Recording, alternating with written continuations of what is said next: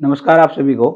जैसे कि आपने देख ही लिया होगा फर्स्ट पार्ट में हमने पॉलिटी की भी सीरीज़ साथ-साथ में चला दी है और पॉलिटी में सबसे पहले हमने यूनियन एग्जीक्यूटिव के बारे में पढ़ना स्टार्ट किया था और उसमें सबसे पहले हमने बात करी थी राष्ट्रपति की।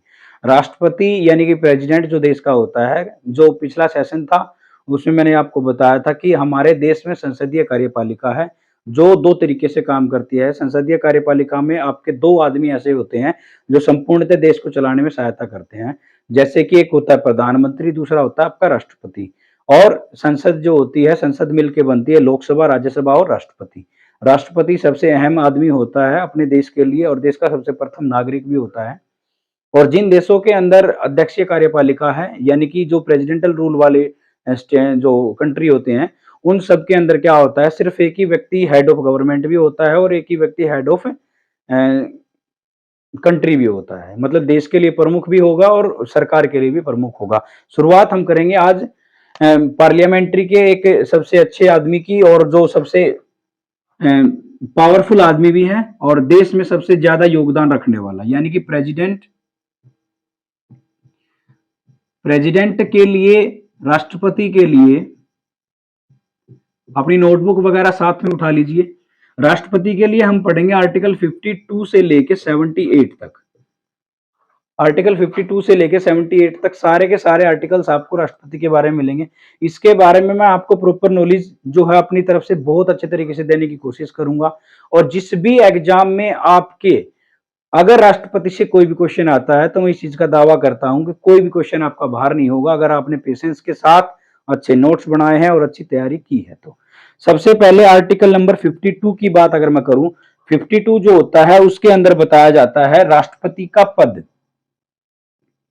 आर्टिकल नंबर यानी कि अनुच्छेद नंबर 52, अनुच्छेद नंबर 52 आपको बताता है कि देश का एक राष्ट्रपति होगा, किसी भी देश का एक राष्ट्रपति होगा। यानी कि उन देशों के लिए बात कर रहा हूं, आज मैं भारत की बात कर रहा हूं तो भारत एक पार्लियामेंट्री सिस्टम वाला देश है।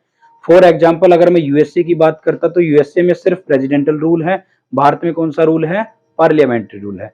अनुच्छेद नंबर 52 जो आपको ये बताता है कि राष्ट्रपति का पद, यहां पे अनुच्छेद नंबर 52 में बताया गया है आपके इंडियन कॉन्स्टिट्यूशन में राष्ट्रपति का पद, जो राष्ट्रपति होता है उसका पद जो है अनुच्छेद नंबर 52 में आपको दिया गया है।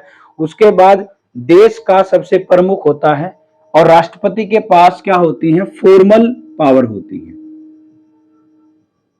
फॉर्मल पावर, राष्ट्रपति के पास फॉर्मल पावर होंगी, यानी कि आप ऐसा कह सकते हो अपने देश के राष्ट्रपति के पास औपचारिक जो शक्तियां होंगी, औपचारिक शक्तियां राष्ट्रपति के पास होंगी, जो आपके देश का सबसे प्रथम नागरिक है। राष्ट्रपति पूरे भारत का प्रथम नागरिक होता है। यहां एक चीज का कंसेप्ट जो क्लियर कर लीजिए, जिन देशों के अंदर पार्लियामेंट्री रूल होते हैं उन देशों के अंदर जो पद होता है उस पद की प्राथमिकता ये होती है कि जैसे भारत की अगर मैं बात करूं तो भारत में जो राष्ट्रपति का जो पद है वो सबसे प्रथम है और राष्ट्रपति का पद पे जो भी व्यक्ति होगा वो भारत का प्रथम नागरिक होगा। और जिन देशों के अंदर आपका प्रेसिडेंटल रूल चलता है उन देशों के अंदर जो आपने सुना होगा राजा रानी वाला जो सिस्टम होता है, उसका मतलब ये होता है कि उस देश की सबसे प्रथम महिला नागरिक जो होगी वो उस राष्ट्रपति की वाइफ होगी, अगर कोई राष्ट्रपति पुरुष है तो, और वो जो पुरुष होगा वो उस देश का प्रथम नागरिक होगा। लेकिन भारत में ऐसा नहीं होता है। भारत में जो राष्ट्रपति का जो पद है वो देश का प्रथम नागरिक है। चाहे इसके ऊपर कोई महिला हो तो वो महिला देश की प्रथम नागरिक होगी, अगर इसके ऊपर कोई पुरुष बैठा है तो वो उस पुरुष जो है वो उस देश का प्रथम नागरिक होगा। यहां तक मेरे हिसाब से कंसेप्ट क्लियर हो गया होगा। आर्टिकल नंबर 53 जो है आपको ये कह रहा है कि जो भी पावर होती है यूनियन एग्जीक्यूटिव की, यानी कि जो संघीय कार्यपालिका है, संघीय कार्यपालिका की जितनी भी शक्तियां होंगी वो सभी की सभी शक्तियां फॉर्मल वे में राष्ट्रपति के पास पाई जाएंगी। दूसरी बात यह है कि राष्ट्रपति कोई भी काम अपनी मर्जी से नहीं कर सकता है। इस देश में कोई भी व्यक्ति अपनी मर्जी से कोई काम नहीं कर सकता है। जो भी किसी मंत्री पद के ऊपर बैठा है उन सबको जनता का, सबका अपना खुद का मत चाहिए होता है जो उसके सहारे से कोई भी काम कर पाता है। यूनियन एग्जीक्यूटिव में यानी कि आर्टिकल 53 आपको ये कह रहा है संघीय कार्यपालिका में जितनी भी शक्तियां होती हैं वो राष्ट्रपति के ऊपर या राष्ट्रपति के अंदर या राष्ट्रपति के पद के लिए निहित होती हैं। लेकिन सबसे बड़ी कंडीशन ये होती है कि उस पद पे रहते हुए उस काम को करने के लिए, किसी भी काम को करने के लिए वो स्वतंत्र नहीं होता है, उसको मंत्रिमंडल की सहायता की आवश्यकता पड़ती है। दूसरी बात ये कि आप इस चीज को समझिए कि मंत्रिमंडल का मतलब क्या है कि मंत्रिमंडल का सबसे सर्वोपरि व्यक्ति होता है देश का प्रधानमंत्री। आप ऐसा कह सकते हो कि राष्ट्रपति कोई भी काम करता है वो प्रधानमंत्री की सलाह पे होता है। यहां तक बात क्लियर हुई। आर्टिकल 53 क्या बता रहा है आपको? Union executive. आर्टिकल 52 आपको क्या बता रहा है? राष्ट्रपति का पद। अब बात आती है आर्टिकल 54 की। आर्टिकल नंबर 54 आपको ये बताता है निर्वाचन मंडल। निर्वाचन मंडल आर्टिकल 54 जो आपका निर्वाचन मंडल है उसके अंदर यह बताया जाता है कि राष्ट्रपति के निर्वाचन में कौन कौन भाग लेगा।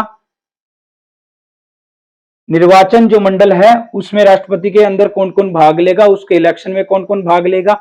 आप इस चीज को समझिए, इस इलेक्शन में भाग लेने के लिए लोकसभा के सदस्य, राज्यसभा के सदस्य और राज्यों की विधानसभाओं के द्वारा चुने गए सदस्य, यानी कि हमने अपने खुद के राज्य में विधानसभा के सदस्य जो चुने हैं वो भी भाग लेंगे राष्ट्रपति के इलेक्शन में। जो आदमी हमने एमपी बनाए हैं यानी कि जो लोकसभा के सदस्य हैं वो भी भाग लेंगे। इसके अंदर जो सदस्य राष्ट्रपति के द्वारा मनोनीत किए जाते हैं वो भाग नहीं लेते हैं, अदरवाइज सब के सब भाग लेते हैं। लेकिन ये इलेक्शन जो होता है, इस इलेक्शन की फॉर्म जो होती है वो इनडायरेक्ट होती है, यानी कि अप्रत्यक्ष रूप से होती है। यहां एक बात को समझिए, राज्यों की विधानसभा के सारे सदस्य प्लस में दिल्ली और पांडिचेरी के सदस्य, दिल्ली और पांडिचेरी के सदस्य 17th कॉन्स्टिट्यूशन अमेंडमेंट यानी कि भारत के संविधान संशोधन, जो 70वां संविधान संशोधन था 1992 में जो हुआ था, उसके अंदर बताया गया है 70वां संविधान संशोधन 1992 ये आपको बताता है कि भाई दिल्ली और पांडिचेरी के जो विधानसभा के सदस्य हैं वो भी राष्ट्रपति के इलेक्शन में प्रॉपर वे में भाग लेंगे। यहां तक मेरे हिसाब से सबको बच्चा क्लियर होगी बात। निर्वाचन मंडल तक बात सबको क्लियर है। आर्टिकल नंबर 56 की अगर मैं बात करूं, अनुच्छेद नंबर 56 में आपको बताया जाता है जो इलेक्शन की जो थीम है यानी कि जो उसकी रिदम होती है, किस वे में वो इलेक्शन होता है। आर्टिकल नंबर 55 में बताया जाता है, अनुच्छेद नंबर 55, 54 तक बात मैंने कर ली थी। अनुच्छेद नंबर 55 में बताया जाता है फॉर्म ऑफ इलेक्शन, जो इलेक्शन जो है उसकी फॉर्म क्या होती है, यानी कि आप ऐसा कह सकते हो निर्वाचन की रीत, किस वे में इलेक्शन आप करवाओगे। राष्ट्रपति का इलेक्शन कैसे होता है? लोकसभा के सदस्य, राज्यसभा के सदस्य, विधानसभा के सदस्य, एकल संक्रमणीय मतदान पद्धति के द्वारा राष्ट्रपति का इलेक्शन होता है। उसको दूसरे वे में आप अनुपातिक पद्धति जो है वो भी कह सकते हो, रेशो वाली जो पद्धति होती है उसको भी आप इसमें रख सकते हो। और एकल संक्रमणीय मतदान पद्धति जो नाम दिया जाता है, बार बार एग्जाम में, मोस्टली एग्जाम में ये क्वेश्चन आपके सामने देखने को मिलेगा। आपसे पूछा जाता है कि राष्ट्रपति के इलेक्शन को किस तरीके से करवाया जाता है, तो राष्ट्रपति का इलेक्शन कैसे होता है? एकल संक्रमणीय मतदान पद्धति के द्वारा होता है। और यहां इस बात को क्लियर कर लीजिए, सभी लोकसभा के सदस्य, सभी राज्यसभा के सदस्य और राज्यों की विधानसभाओं के सदस्य, लेकिन उनमें जो जो व्यक्ति मनोनीत होते हैं उनको भाग नहीं दिया जाता है। जो इलेक्टेड होते हैं, जो निर्वाचन से या चुनाव से जीत के आते हैं, उन सबको भाग लेने की अनुमति होती है। आर्टिकल नंबर 56 जो है वो आपको ये बताता है कि कार्यकाल क्या होगा। कार्यकाल, अब कार्यकाल कितने साल का होता है? कार्यकाल साल होते हैं उसके 5। सामान्यतः अवस्था में राष्ट्रपति का कार्यकाल 5 वर्षों के लिए होता है, लेकिन समस्या ये होती है कि 5 वर्षों से पहले भी कोई राष्ट्रपति अपने पद से त्याग कर सकता है। तो इसका आंसर होगा बिल्कुल त्याग कर सकता है। 3-4 फॉर्म ऐसी होती हैं। पहली चीज तो ये कि राष्ट्रपति का जो कार्यकाल है वो 5 वर्ष में खत्म होगा। दूसरी बात ये, अगर वो 5 साल से पहले इस्तीफा दे सकता है, यानी कि वो त्यागपत्र भी दे सकता है। इससे अलावा एक बात होती है, उसकी मृत्यु हो जाए तो उस सिचुएशन में भी राष्ट्रपति की पद खाली हो सकता है। और एक कंडीशन और होती है, कार्य अक्षम हो जाए, कार्य करने लायक ना रहे, तो उस सिचुएशन में भी राष्ट्रपति का जो पद है वो खाली हो जाता है। और इनके अलावा जो चीज बच जाती है वो बचती है महाभियोग। महाभियोग जिसको इंग्लिश में कहा जाता है बेटा इम्पैचमेंट। इसको क्या कहा जाता है? इम्पैचमेंट। महाभियोग को इंग्लिश में इम्पैचमेंट किया जाता है। ये आर्टिकल नंबर 66 में होता है, सॉरी 61 में होता है। आर्टिकल नंबर 61 में आपको क्या देखने को मिलेगा? महाभियोग। यानी कि आप ऐसा कह सकते हो संवैधानिक कदाचार के रूप में कोई भी व्यक्ति काम करता है। राष्ट्रपति के पद पे रहते हुए कोई व्यक्ति अगर संवैधानिक कदाचार करता है, संविधान के अनुसार काम नहीं करता है, तो उस सिचुएशन को संवैधानिक कदाचार कहा जाता है और उसमें राष्ट्रपति को हटाने का एक प्रोसेस होता है। जो प्रोसेस होता है इम्पीचमेंट, अभी मैं इसको इम्पीचमेंट को ही क्लियर कर देता हूं। क्या होता है कि राष्ट्रपति को कोई राष्ट्रपति अच्छे तरीके से काम नहीं कर रहा तो आप उसको कैसे हटाओगे?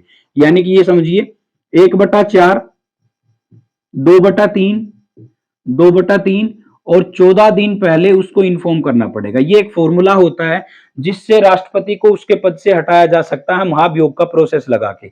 यहां बेटा एक बात को समझ लीजिए, ये प्रोसेस लोकसभा और राज्यसभा दोनों से लगाया जा सकता है। 1/4 सदस्य लोकसभा से, अगर आप लोकसभा से आपने शुरुआत करी है महाभियोग की तो लोकसभा से 1/4 सदस्य, फिर उसके बाद लोकसभा से ही 1/4 के अलावा 2/3 सदस्य। 1/4 सदस्य वो होते हैं जो इस चीज को मनोनीत करेंगे, यानी कि जो अप्लाई करेंगे, उस चीज को प्रस्तावना देंगे। 2/3 सदस्य लोकसभा के जो क्या बोलेंगे उसको एक्सेप्ट करने वाली जो चीज होती है, यानी कि ये इसके अनुमोदक होंगे। उसके बाद ये लोकसभा के अनुमोदक हैं, ये राज्यसभा के अनुमोदक हैं और ये फिर 14 दिन पहले उसको इन्फॉर्म करना पड़ेगा। अगर आप लोकसभा में लगा रहे हो तो भी यही प्रोसेस होता है। अगर मैं बात करूं राज्यसभा की, तो राज्यसभा के 1/4 सदस्य ऐसे होंगे जो इस चीज की प्रस्तावना करेंगे, 2/3 सदस्य ऐसे होंगे जो उसको अनुमोदित करेंगे और फिर उसके बाद दोबारा से 2/3 सदस्य राज्यसभा के होंगे और 14 दिन पहले इन्फॉर्म करना पड़ेगा। अगर इस केस में ये प्रोसेस पूरा हो जाता है और उस केस में कोई भी राष्ट्रपति अगर किसी केस में गलत साबित होता है या संवैधानिक कदाचार का शिकार होता है तो उस केस में उस राष्ट्रपति को त्याग पत्र देना होता है। यहां तक मेरे हिसाब से क्लियर हो गया होगा। आगे की जो बात हम कर रहे हैं उसमें क्या है, आर्टिकल नंबर 57। आर्टिकल नंबर 57 जो है वो आपको ये बता रहा है, आर्टिकल नंबर 57 में आपको बताया जाता है कि कोई आदमी कितनी बार राष्ट्रपति बन सकता है। भारत में एक बात को समझ लेना बेटा, पूरा संविधान एक ही बात कह रहा है कि जितने भी मंत्री पद पे रहने वाले लोग हैं उन सब की एज जो होती है वो मिनिमम काउंट होती है। यानी कि आप सरपंच से लेके, अगर सरपंच की अगर मैं बात करूंगा तो सरपंच में भी मिनिमम एज जो होती है उससे लेके कोई भी आदमी कितनी भी उम्र तक सरपंच बन सकता है। उसी तरीके से राष्ट्रपति के लिए अगर मैं बात करूं तो कोई भी आदमी जिसकी आयु 35 वर्ष हो, 35 वर्ष पूर्ण कर चुका हो, उसके बाद वो आदमी कितनी भी बार भारत देश में राष्ट्रपति बन सकता है। लेकिन कुछ देश ऐसे होते हैं, जैसे मैं अमेरिका की बात करूं तो वहां उन देशों में क्या होता है कि एक आदमी सिर्फ 2 ही बार राष्ट्रपति ज्यादा से ज्यादा बन सकता है। आगे की बात करूंगा 57 का, मैंने क्लियर कर दिया आपको। 57 में बताया जाता है कि कौन आदमी कितनी बार राष्ट्रपति बन सकता है। तो भारत में कोई भी आदमी 35 वर्ष के बाद कितनी भी बार राष्ट्रपति बन सकता है। आर्टिकल नंबर 58 जो है उसमें आपको बताया जाता है कि उनकी क्वालिफिकेशन क्या होगी। जो भी राष्ट्रपति बनेगा भारत में उसकी क्वालिफिकेशन क्या होगी। पहली चीज तो ये होगी कि वो भारत का नागरिक हो। आर्टिकल नंबर 58 जो आपको ये कह रहा है वो भारत का नागरिक हो, यानी कि उसके पास भारत की सिटीजनशिप हो। दूसरी बात, उसके पास 35 वर्ष आयु जो हो वो पूरी कर चुका हो। पहली बात, भारत का नागरिक हो, पागल ना हो। दूसरी बात, 35 वर्ष की आयु पूर्ण कर चुका हो। तीसरी बात, लोकसभा का सदस्य बनने की योग्यता हो।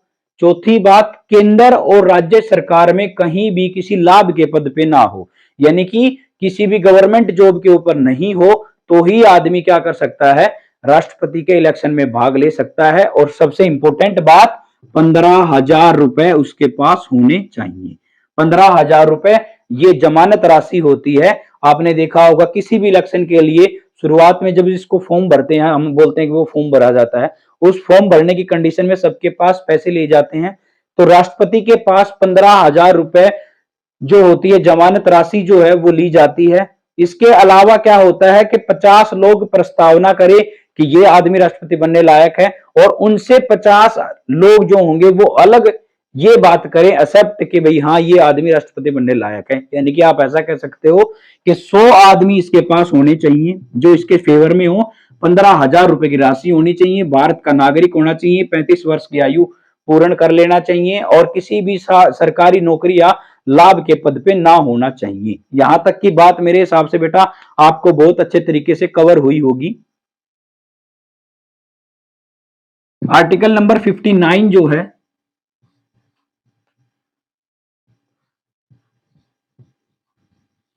आर्टिकल 59 में आपको बताया जाता है वेतन और भत्ते। आर्टिकल 59 आपको बताता है वेतन और भत्ते। राष्ट्रपति को वेतन जो है वो कहां से दिया जाता है, और राष्ट्रपति के जो है भत्ते जो होते हैं वो कहां से निकलते हैं। वेतन एवं भत्ते, वेतन और भत्ते, इसमें बताया जाता है कि राष्ट्रपति को आपने कितनी तनख्वाह देनी है। हाल फिलहाल में राष्ट्रपति को 5 लाख रुपए प्रति माह दिया जाता है। 5 लाख प्रति माह ये राष्ट्रपति की सैलरी होती है, 5 लाख प्रति माह। और सबसे इंपॉर्टेंट बात ये होती है टैक्स इंक्लूडेड इसके अंदर नहीं होता है।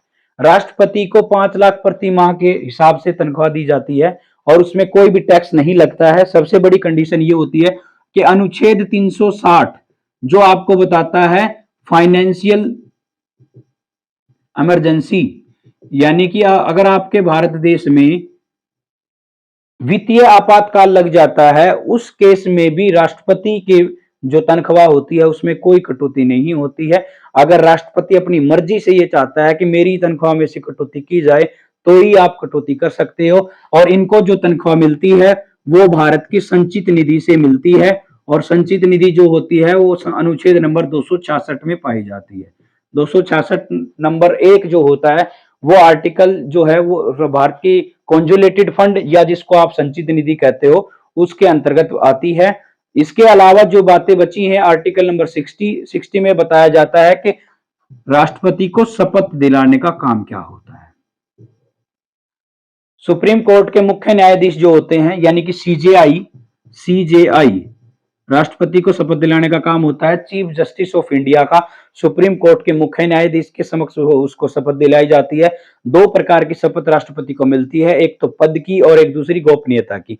गोपनीयता का अर्थ ये होता है अगर कोई भी बात ऐसी हो जो देश में डिस्क्लोज करने की ना हो तो राष्ट्रपति को उसको सीक्रेसी के रूप में बचा के रखना, किसी के सामने उस चीज को क्लोज नहीं करना है। ये चीजें आपको बताई जाती हैं। ये शपथ है और ये सीजेआई के सामने होती है। और 2 प्रकार की शपथ होती है, एक तो गोपनीयता की यानी कि सीक्रेसी की शपथ होती है, और दूसरी जो उसकी पोस्ट है वो जो उसका पद है उसकी शपथ होती है। आई होप मेरे हिसाब से ये बात आपको क्लियर हुई होगी। बच्चा जितने भी मैंने ये सारी बातें बताई हैं इतने कम टाइम में राष्ट्रपति के बारे में इतनी सारी नॉलेज मेरे हिसाब से यूट्यूब पे आपको कहीं पे भी देखने को बहुत ही रेयर मिलेगी। तो मैं इसलिए आपको कह रहा हूं कि अपने अच्छे से नोट्स बना लीजिए। कम टाइम में ज्यादा चीजें आपको देने का मेरा वादा है और अच्छे तरीके से प्रिपरेशन कराने का मेरा वादा है। चैनल को सब्सक्राइब कर लीजिए, आने वाले अपडेट के लिए जुड़ जाइए। Thank you.